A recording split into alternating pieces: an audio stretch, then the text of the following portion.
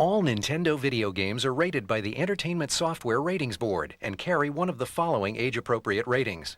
For additional information on game ratings, visit the ESRB at esrb.com.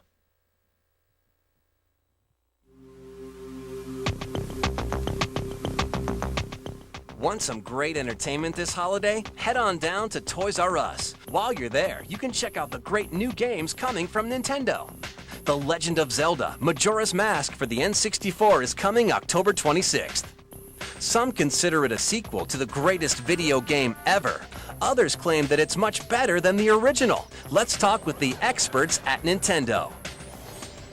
Being a sequel to the best video game of all time wouldn't be a bad thing within itself, but at the same time, The Legend of Zelda Majora's Mask is much more than a sequel. In fact, you could label it as a sequel, but then you'd have to take everything you know about sequels and throw it out the window. When you first start the game, you're riding through the forest on horseback, and then you come across a skull kid, your horse rears up, and you fall off. And when you're knocked out, the kid actually comes up and takes your ocarina, and he also steals your horse, and that's kind of what starts it off. You got 72 hours to save the Earth. Link has to unravel the mystery of Majora's Mask within 72 hours, or else the moon will crash into the Earth. And if you can't solve the mystery within 72 hours, game over. There's 24 different masks in this game. If you take the Goron mask and you put it on, then you have the ability to turn into a Goron. You actually see him go through a transformation, and then he's a Goron, and you're able to do things you weren't normally able to do. You turn into a rolling Goron, and that's the only way to cross some parts of the game. If you get a Zora mask, instead of just kind of swimming on top of the water, you can actually put the Zora mask on and you have the ability to walk underwater. You can swim extremely fast underwater. And so there's a whole bunch to do under the water.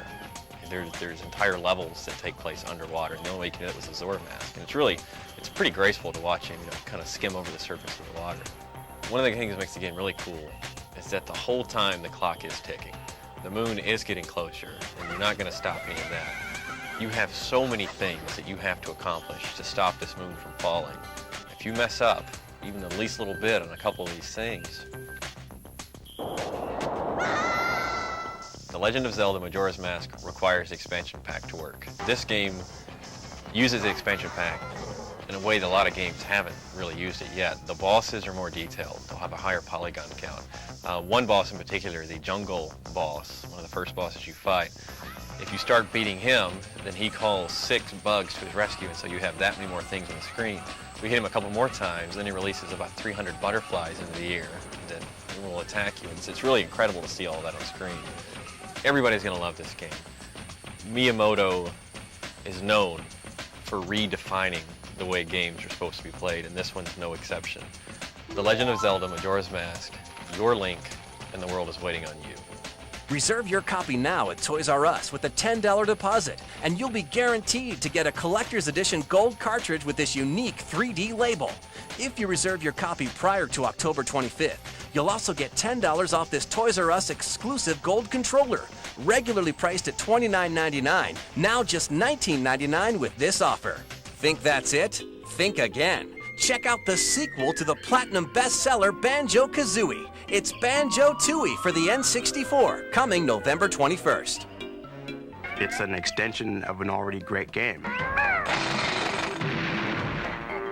First off, you're given all of the old moves that you had before, and being Banjo-Tooie, there's going to be more moves, larger environments, better graphics.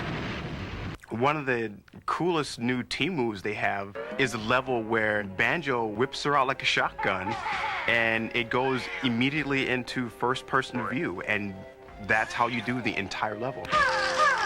In the first game, you could shoot blue eggs.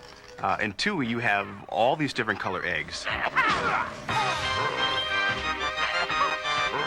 The humor is definitely carrying over from the first game.